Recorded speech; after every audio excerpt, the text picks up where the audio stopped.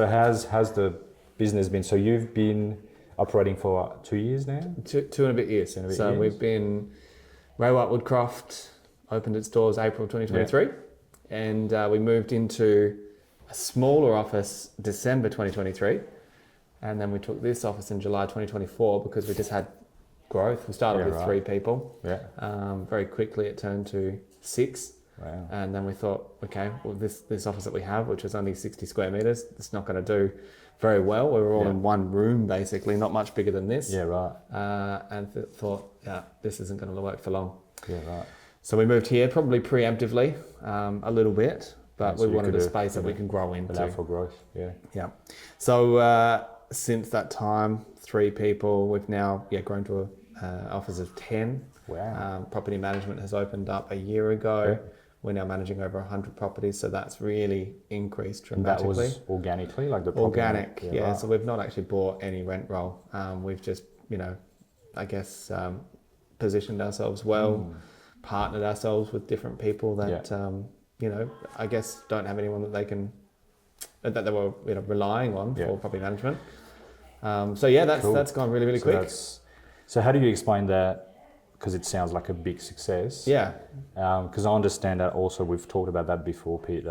You're from the area, so you're very, very local. Your kids go to schools around here, you live here, etc. So do you think that's part of and you've been operating with a different agency like before. Yeah. So what's the thing that made the brand so successful? I mean, Ray White is very successful. Look, Ray White's a very, very successful brand. One thing I love that they say is that, you can use them as your springboard, and depending on how high you want to go, they'll support it. They're just a springboard for us. So ambition, they'll partner with that. Yeah. We've lent in heavily with the corporate team there because we understand that that's what why we've chosen them to partner with. So that's been a great success. Part of that, again, knowing a lot of people in the area has helped, doing it for a number of years. But culturally as well, what we've built here is we're very big on giving back to the community. It's about we want to be seen as that office that it's not about us. It's actually about giving back into the community, and I think people just resonate well with that. So it's been well received. Excellent. So can you talk to me about? I mean, I'm putting you on the spot there, but like numbers wise, so what does that look like from when you started in terms of number of sales with now? I mean, what have we done? Starting from a start. Ray White Woodcroft didn't even exist when we started, so we started from 0. So where's the next closer one? Like Flagstaff Hill will be the closest. So we've got Morphett Vale, Flagstaff Hill, and then outside of that, we've got Port Noarlunga Seaford a little bit further south. So back when we started, it was only Flagstaff Hill and Flagstaff Hill and Morphett Vale. Yeah. And there was smaller operations. So and the south is a big place. So there wasn't a whole lot of presence of Ray White down here. And I guess we saw that opportunity with a great brand that didn't have a presence in the south necessarily. We saw that as a good little piece that we could fill. So probably advantageous to us that we took advantage of that. So you're standing start 0. Now we are dealing somewhere between 125 and 135 transactions per year. And how many sales agents do you have? We've got 4. 4. 4 solo salespeople, and then there's decent. a couple of associates that help back the sales team. So and everyone's just having remarkable success.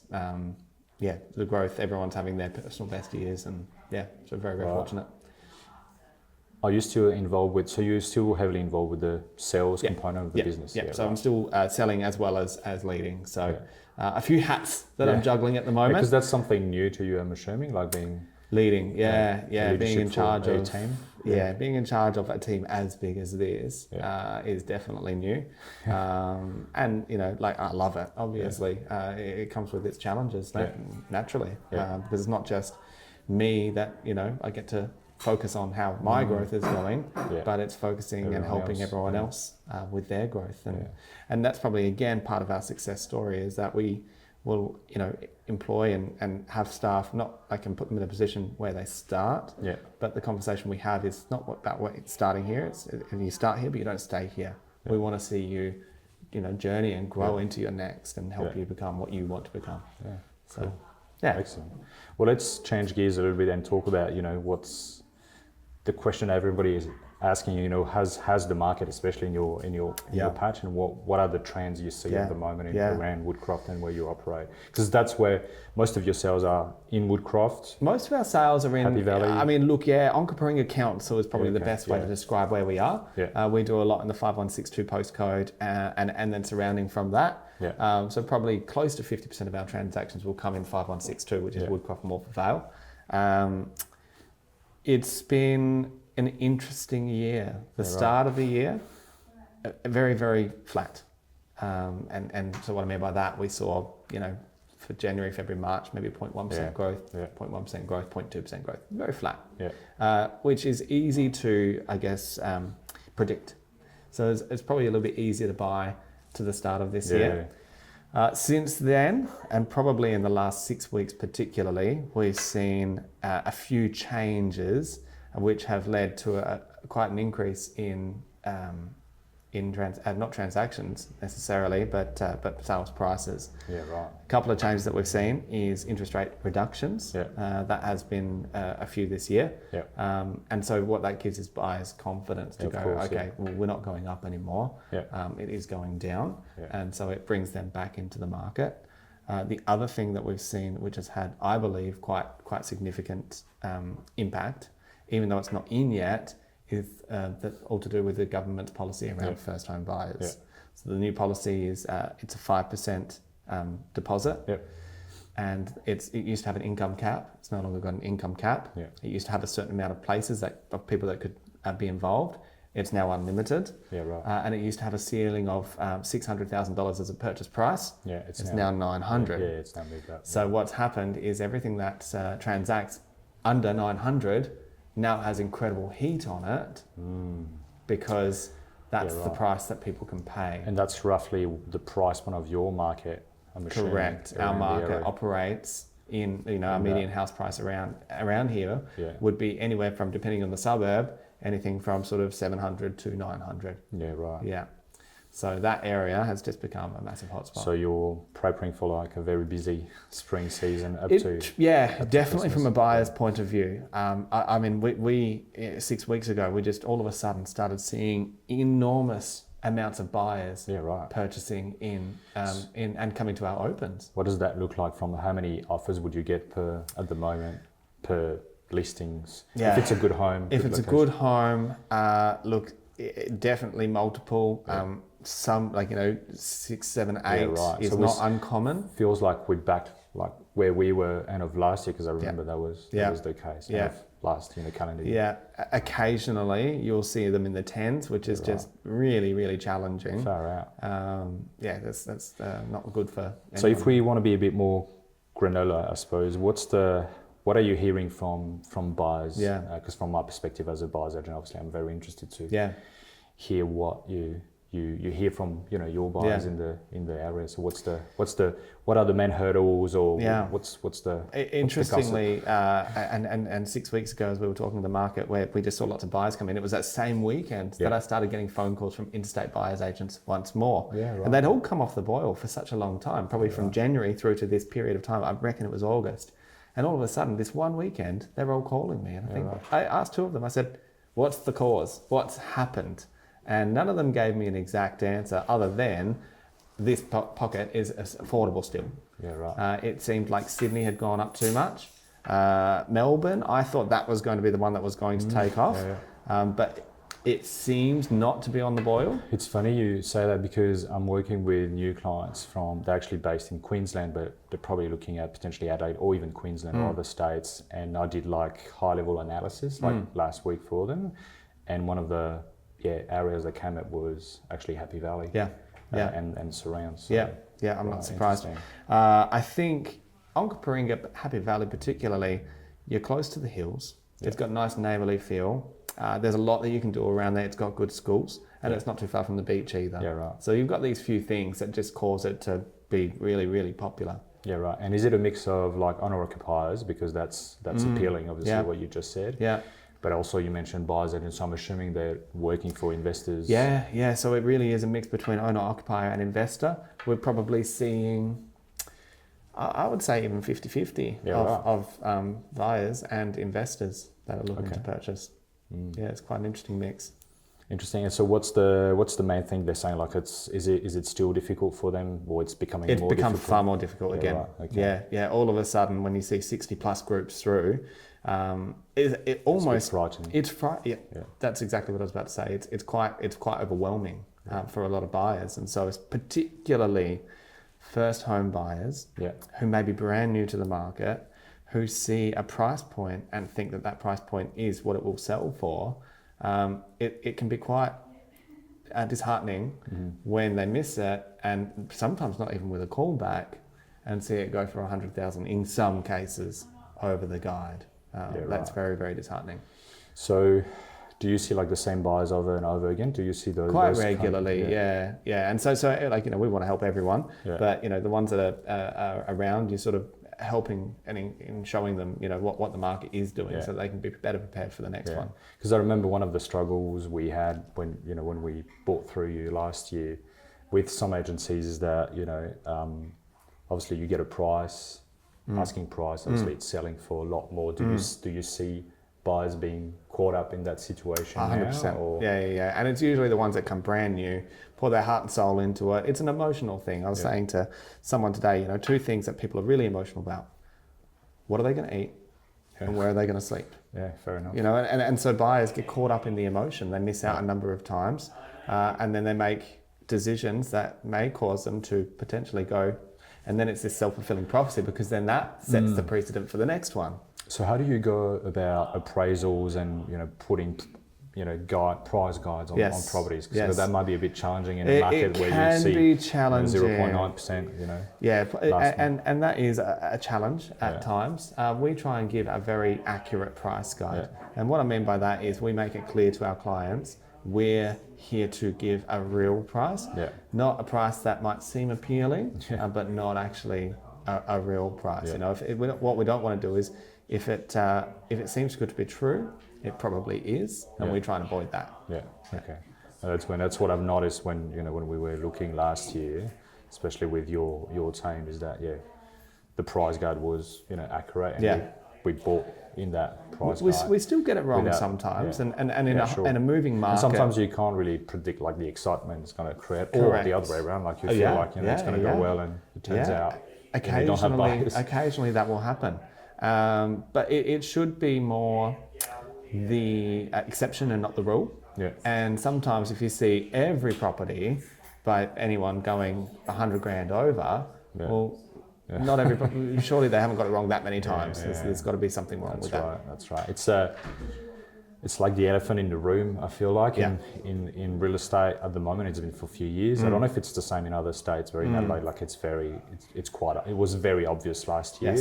Not so much this year, but I think it's going to ramp up again, where obviously we know that you can't underquote, but some agencies do. And sometimes it's due to the fact that the market moves so quickly. And sometimes really it does. Sometimes it does, and you think, I really got that one wrong. And that's a genuine. We had one in Woodcroft very recently, and I genuinely thought it was going to be high sevens at best.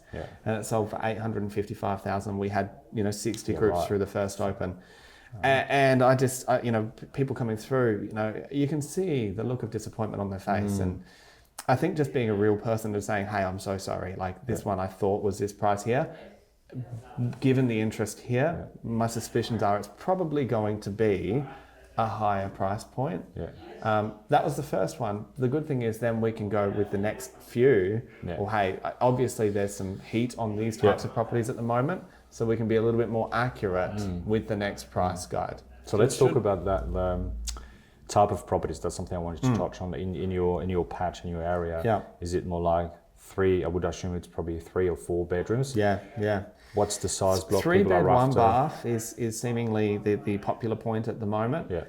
3 bed, 1 bath. Not units, family homes. A bit of a garden. What we're seeing is anything that's got been finished off. So when I say finished off, I'm talking paint, carpets, gardens are looking nice, styling. That seems to be really particularly hot at the moment. So if the house is styled well, then that seems to draw those emotional buyers in as well. Yeah, we see that in pretty much every market, I suppose. Yeah. Around Adelaide. Okay, cool. What would you say? Do you have any piece of advice for buyers that want to buy right now in this market in your area, or just broadly, what would be your recommendation? What to do? A few things I would recommend. Apart from getting a buyer's agent. But buyer's agent definitely, and I say that not because it's a bit of a joke, but not really. If you're brand new and the market's going up at the rate that it is going up, think about it this way: if you miss a property for 6 months in a row, and the market goes up 6% of 1% a month, that's $50,000 that it's cost you. Now, a buyer's agent doesn't necessarily cost you that much. No. And so, it could actually be a cost that you're not aware of because you keep missing out. So having a buyer's agent on your side will actually reduce the money that you're losing if you're not aware of the market.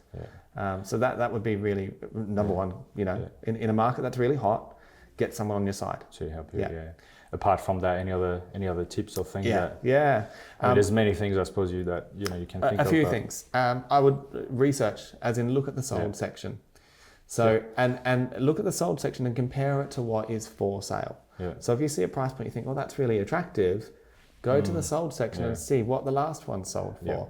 And if it's much over what that one's advertised for, then it's probably safe to assume there's going to be a lot of people there, and it's probably going to sell closer to the one that's sold, not the advertised price. So always look at both sides, what it's for sale for, and comparable sales. That would be one thing. Number two, I would talk to the agent and ask how they operate, because each agent will do things a little bit differently. I love that. Just to interrupt, I love this because I found that, from my perspective as a buyer's agent, I found that buyers don't want, they feel a bit that it's confronting to ask questions to real estate agents. And they're like, I don't want to ask those questions. But I'm like, well, that's how you get to understand, how the process is going to work. So you need to find out, because some people will put your best offer in and that's it. The next call is a yes or a no. Other people might give you a little bit more of an indication on where the offers are. They'll never, shouldn't give you the highest price in private treaty. You're not allowed to. It is private for a reason. But they may let you know that potentially, like if the guy was call at 7 to 750 and they're seeing offers in the 8s, they may say, look, we are seeing offers in the 8s. I think it's just to help those people that may only have a budget of 7 to 750, so they're not wasting their time, which I don't see anything too wrong with that. Yeah, definitely. Or even asking questions around, like, what's your vendor situation like, understanding what they need, if they need to move out quickly or otherwise, or warehouse they need to stay longer in the home, or what's the best condition that the vendor's looking for? Have they bought somewhere? Are they looking for short or long settlement? They're great questions as well. But importantly, just working out how the offer process works for each agent. The other thing I would recommend to buyers, and I know this is a scary thing, is that the auction method. Yes, it is unconditional. But if you are pre-approved, the likelihood of not being approved formally if you win at auction is incredibly low because it's in a public arena. So the market and the banks will see this sold at auction at that price. It was a public place. The recent sales should back that up. It's very, very unlikely that you'll get it knocked back. The other thing as well in an auction is you can see what the other competitions are bidding. So very open, exactly where it's very, very transparent. I agree with you. It's very transparent. So let's say it was at 750. You can make that decision then and there. I'm willing to pay that. I'll pay an extra 5,000 or whatever the case might be. Nothing worse than when you offer 750. You see it in the sold section after you miss it for 755, and you think, I would have paid that. Nothing worse. So don't be afraid of an auction method. Do your research about it. Definitely. Make sure you have your pre-approval, and if you're doing a building inspection, get it done beforehand, but don't be afraid of auction. So research, asking good questions, and don't be afraid of auctions. Don't be afraid of auctions. And as I said, if you've got no one on your side who is educated in the market, I'm not talking about mum and dad, because mum and dad may have been educated a little while ago, but if they haven't bought recently, they don't understand what is going on right now. They are your biggest advocate, of course they are, but sometimes the knowledge they give you may not be accurate and right now knowledge. That's right. And so if you have no one on your side, a buyer's agent is something you should really consider. Excellent. Well, let's circle back from first conversation when we started, something a bit more personal. So what has been the biggest challenging for you, Pete, since you started as a new principal, starting a new branch? I mean, anything that biggest challenge. Look, how to, I guess, facilitate the growth of everyone's needs. That's been something that you have to put on a hat for everyone, which I love doing. But sometimes it can be a little bit tiring. I also have my own family that I have to consider as well. So just making sure I've got enough time for them is something that. So are you finding a nice balance there, or it's getting better? A bit it's getting easier as crazy? Time goes on. As time goes on, I'm working that balance and being able to. I hope anyway. I don't know. I didn't ask my wife. She might say a different story, but I'm trying my best to just balance that work and life as well as I can. Do you have any particular things you do, like personally, to keep you recharge every day? Yeah. Sundays are off for me. In most 99% of cases, Sundays are a family day. So no inspections. Very, very rarely. This weekend I'll do because it's grand final. But as a general rule, Sundays will be off for me. Thankfully I've got my kids that are nearby, so I can spend time with them after hours. So don't have to do too much at that time, which has been really, really good. They're probably the big things. Is just trying to put them first as much as I can. Center around the family. So much as I can. But again, I don't always get it right. It's one of those things.